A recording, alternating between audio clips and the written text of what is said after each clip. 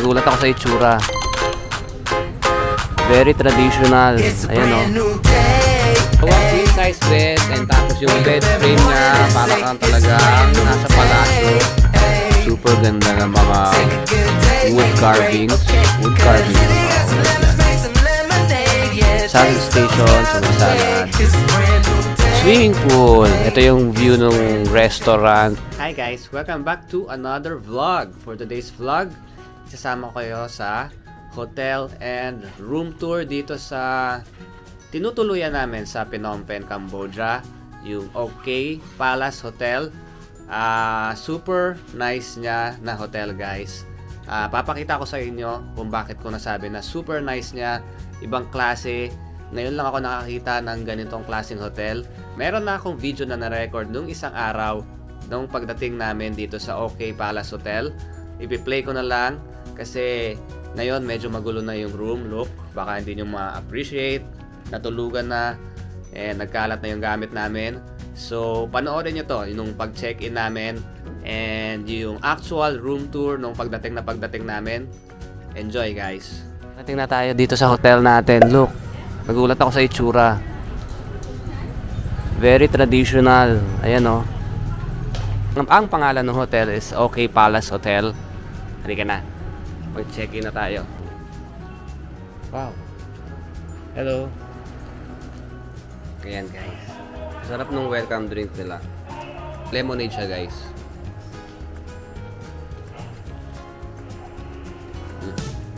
Check-in na tayo.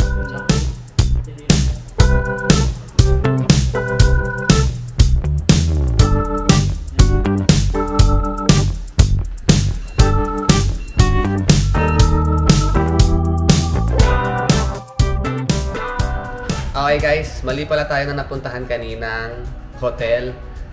Dalawa pala yung hotel dito. OK Boutique Hotel yung napuntahan natin. Sa OK Palace Hotel tayo nakabook. Ito yung OK Palace Hotel. Malapit lang naman guys. Siguro mga 1-minute walk. And tignan nyo. Ito na yung room natin. So pagpasok nyo, dito merong mga lagayan ng gamit. May sleepers, may trash bin, and dito sa left corner merong ilaw. Ilaw to eh. And look, queen size bed. Yun lang, no? Tinipid na naman tayo sa unan. Tig-isa lang yung unan kasi 4 kami. Pero okay lang yun. Ano ba to? Patungan ng paa. Yan. So, dalawang queen size bed and tapos yung bed frame niya para kang talagang nasa palasyo. And dito sa gitna, merong side table. Andito yung mga remote ng aircon, TV. Ano tong isa? Baka sa electric fan to. Ayan, may ceiling fan. And tingnan nyo yung design. And doon, ayun yung inuupuan nila. May sofa na kasama. And ang ganda ng pa-curtain nila dito. And yung design, ang lakas makapalasyo rin. Yan nga, may ceiling fan. Uy, laki ng TV. Ito, mayroong TV sa taas. And merong mirror dito. Ito, pwede ng work area to. Tapos may 4 na cups and saucer. Merong provided na coffee. May electric kettle. Merong mini ref. May provided din na 4 na tubig. May malaking cabinet. Wow. May ilaw pa yung cabinet nila. Ay, bumakas ito isa. Matigas. Ayun pala. Merong safety deposit box. May 2 bathrobe. Ayan may ilaw pag binubuksan. And, ayun, merong AC. Isa lang yung AC niya. Kakabukas lang. Medyo mainit pa. Pero, yung buga. Yeah, mukhang malamig naman yung buga. Mamaya siguro lalamig na yan. And, merong decoration na, ano rin to no? Elephant din no? Parang elephant. Elephants. And may door. May ano tayo. May veranda. Kasamang breakfast yung accommodation natin, guys. Mamaya ako sasabihin yung price, magugulat kayo kung magkano. So, ito na yung CR. Ito yung malapit sa pintuan pagpasok mo sa right side. CR na agad.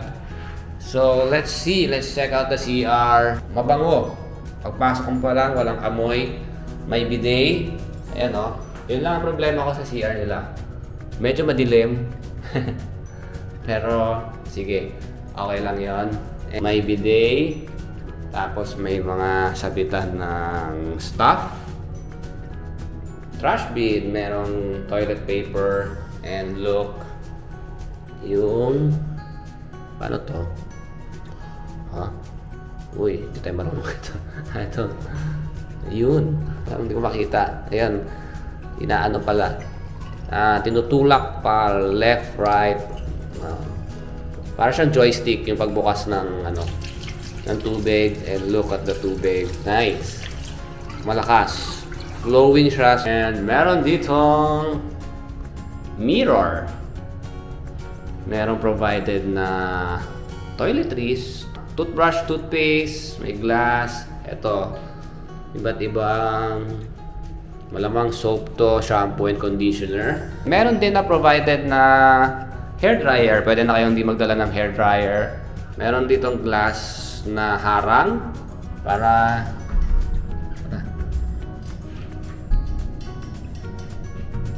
patay tayo dyan. Dito pala yung ayan, may glass na harang, pero grabe yung dun anyway, problema na nila yan. Tapos, ito na yung shower. Look, ang daming butas. Paano kaya? Ayan, may lalabas na water dito. Tsaka doon. Check natin yan. Maya-maya. I-check na nga natin.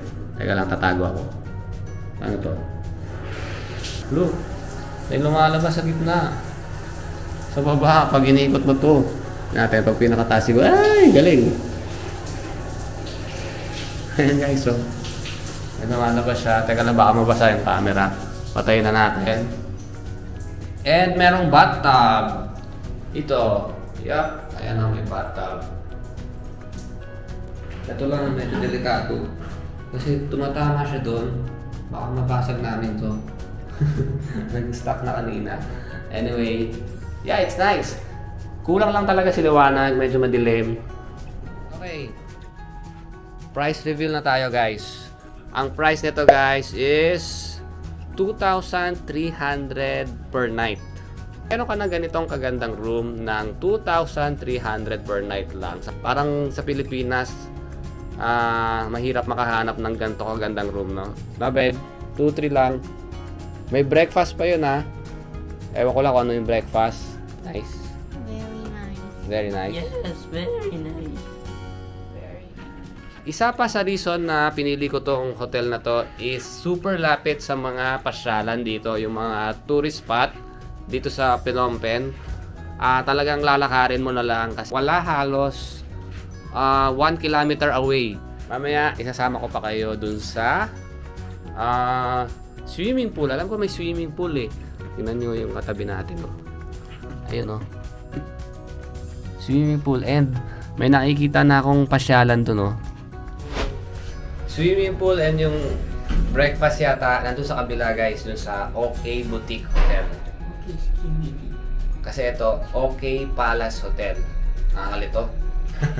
Anyway, tanong ulit natin na parang ganun na nga yung pagkakain dito. So dito puro rooms lang dito. The breakfast is on the other hotel?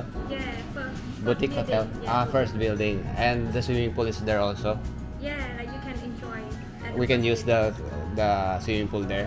Meron palang swimming pool din dito, and meron din swimming pool dun sa isang building nila. So, yeah, dalawang swimming pool. Pwede nyo gamitin parehas. Tingnan na natin yung swimming pool dito. Pero yun nga, yung breakfast andun lang sa OK Boutique Hotel.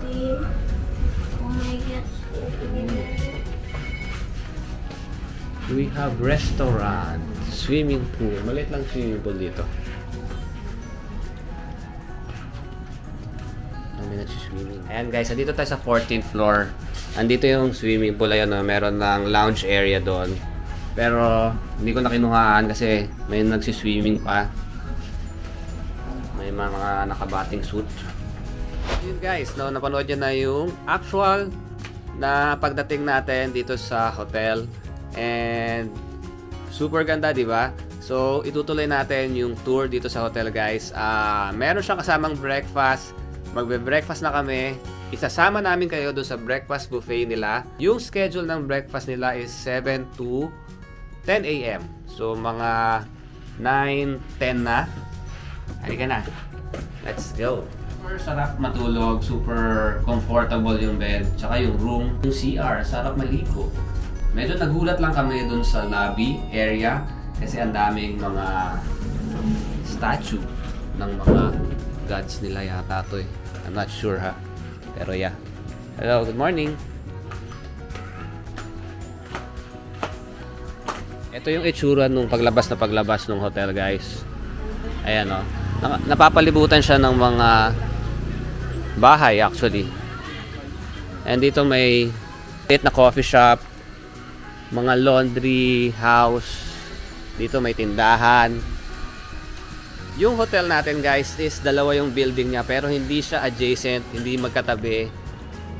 Maglalakad ka lang. Ito actually, nilalakad na natin yung sa second building nung hotel. Andun yung buffet breakfast. Wala dun sa tinutuluyan natin. Ang pangalan ng tinutuluyan natin is yung OK Palace Hotel. And yung buffet breakfast is nandito sa OK Boutique Hotel. Dito kami nagulat nung pagdating. Ang laki. And tignan nyo naman kung gaano kadami yung mga statue ng mga gods nila. But look. Tingnan nyo guys. Grabe yung mga wood carvings dun sa hotel. Nakapalibot yan. Hindi lang isang side. Lahat ng walls. Look. Pati yung ceiling. Ganda. Mas maganda tong mga rooms dito. Mas mahal ng konti. Siguro mas mahal ng 500 pesos a night. Yung room namin is 2,300 pesos. Dito mga parang nagre-range is mga 2,800 mga ganon. Yung 4 packs na ha. Yung buffet breakfast is nasa 15th floor. And yung elevator hanggang 14 lang. And magwo-walk ka na lang sa stairs pataas. So kailangan mong iwan yung shoes mo or slippers dito. Nakapaalang paakyat. Na dito sa 15th floor. No shoes allowed. Ayan o. Enter the breakfast area without your footwear.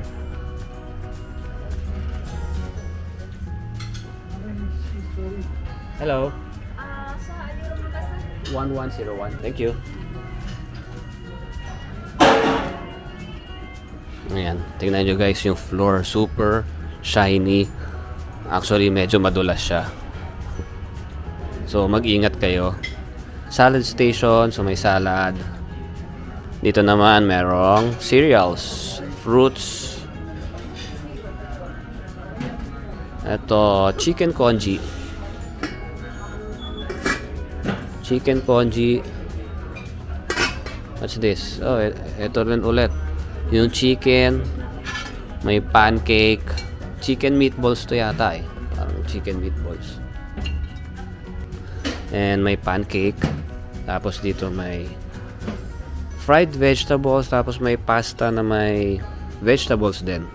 Yan o. And dito merong parang sweet and sour na vegetables, and ito may mashed potato. Dito naman may fried chicken, and dito may flat rice noodles with eggs. And plain rice, tapos may bread station dito, pwedeng initin. May coffee, espresso. Dito meron din mga brewed coffee, may fresh milk. Tapos ito yung mga drinks. Merong pineapple juice, orange juice, cold water. Tapos dito rin merong egg station. Yan, pwede magpagawa ng scrambled egg, omelette, sunny side up, tsaka over easy. Actually, it's our second time na magbe-breakfast dito. Kahapon hindi na ako nag-vlog, pero masarap naman kahapon yung food. Akan. Thank you. Eto, paggawa kami ng sunny side up para kay Ethan. Dalawa. Mainit ha. Mainit. Bagong luto. And nagpagawa rin ako ng freshly cooked omelette. Tapos yung kay Babe, nagpagawa siya ng scrambled egg. Tapos ano siya yung flat rice noodles. Yan ba yun? Tapos fried chicken. Tapos dragon fruit. Ito yung action.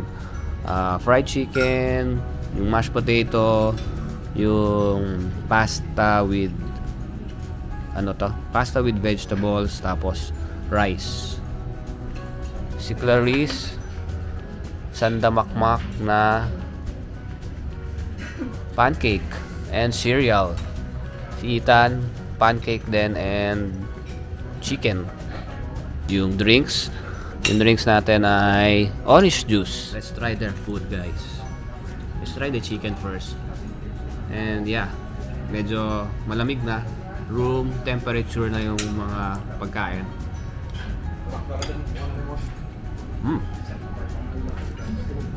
Sarap. Sarap yung chicken, no?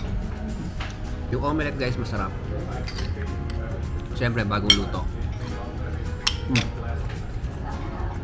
Medyo nakaka-intimidate kasi nasa likod natin yung statue. Si Ganesha daw, sabi ni Ethan. Half elephant, tsaka half human. Tama ba? Parang tikba lang yung ulo.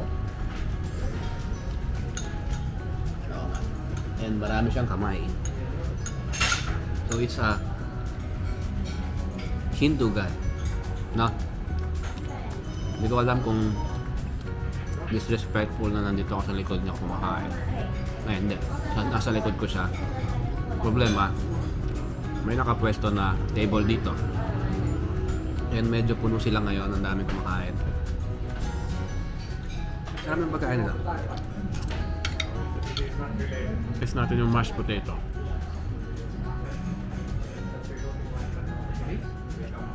Masarap ng chicken, guys. Tingnan mo si Babe.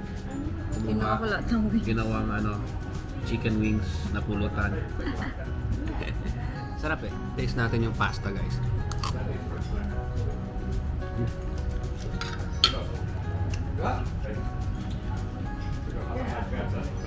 Masarap din. Yummy.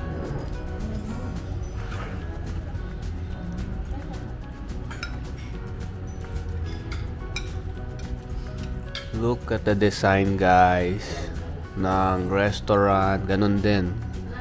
Super ganda ng mga wood carvings. Wood carvings pa to. Wood yan. Tapos may touch ng gold accent dun sa mga poste. And I'm guessing baka family ng may-ari yun. Ayan, may mga naka-picture. Tignan nyo dito sa corner. Ganda rin ng mga chair. So, every corner nung restaurant pwede pag-picturean. Tignan nyo yung lights. Ganda. And overlooking yung city, Phnom Penh City. So, tapos na kami kumain, guys. Naubos ko yung food. Okay na to, aabot na to ng lunch. Then, brunch na siya. Nagustuhan ko yung fried chicken, guys. Na-miss ko yung fried chicken. And yung omelette. Yun yung nagustuhan ko sa food. So, okay na okay siya. Biruin mo, 2,300 lang a night. Apat na kami. May kasamang breakfast. Super sulit. Ayan, guys, yung swimming pool. Ito yung view ng restaurant sa taas. Makikita nyo yung swimming pool. Baba na tayo sa swimming pool, guys.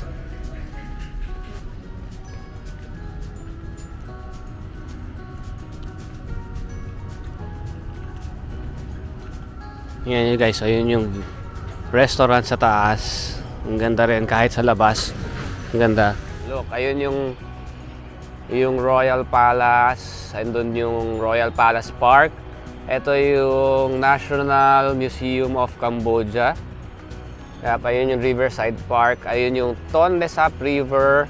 Dito Mekong River na to guys, yung malaki paglagpas dito. Mekong River na. Super lapit sa mga ganap guys. Dito rin yung may temple dito malapit sa OK Palace. Pinupuntahan din yon. And dito banda guys yung sa likod yata ng Hyatt Regency yung Phnom Penh Night Market. Sarap mag-swimming guys. Di kami nakapagdala ng swimsuit. Super daming statue dito ng mga gods nila.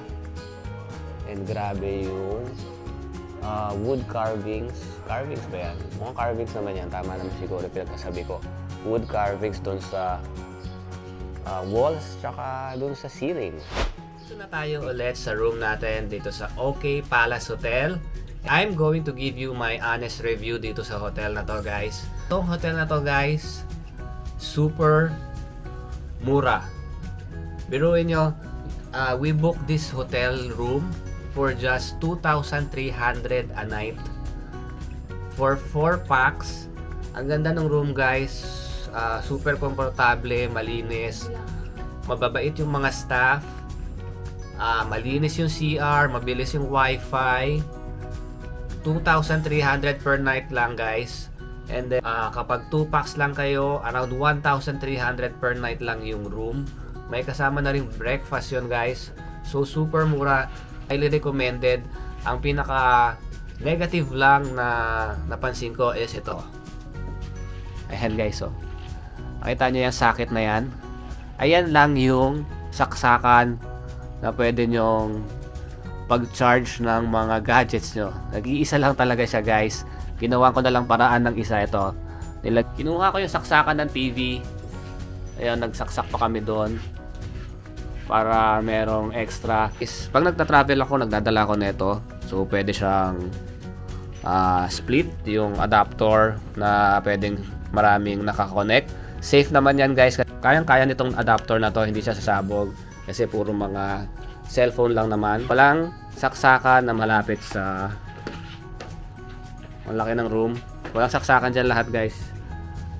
Sinilip ko na, pati doon wala rin. Super ganda, super sulit, super mura. Biro may breakfast ka na. Lalo na pag yung sa 2 packs, 1,300 lang, no? So para kang nasa mga 650 pesos per tao yung babayaran mo dito sa hotel na to. Dito guys sa OK Palace Hotel, mas mura siya ng mga 400 pesos. Dun sa kabilang hotel, dun sa OK Boutique Hotel, mas mahal doon. Pero mukhang mas maganda, nakita ko sa pictures. So kayo nang bahala kasi kung sa inyo gusto mag-book. Pero yung facilities naman, pag dito ka nakastay sa OK Palace Hotel, pwede mo rin gamitin yung swimming pool doon sa kabila and vice versa. Pero mas maganda yung swimming pool sa kabila guys. Tapos yung breakfast doon sa kabila parate, so maglalakad kayo palipat ng building, pero super lapit lang naman. I highly recommend this hotel guys. Super sulit, super ganda. Yun lang, magbaon kayo ng extension cord or yung mga adapter na maraming pwedeng saksakan, kasi yun yung pinaka negative side dito sa hotel na to. Parang ayaw nila magpa-charge.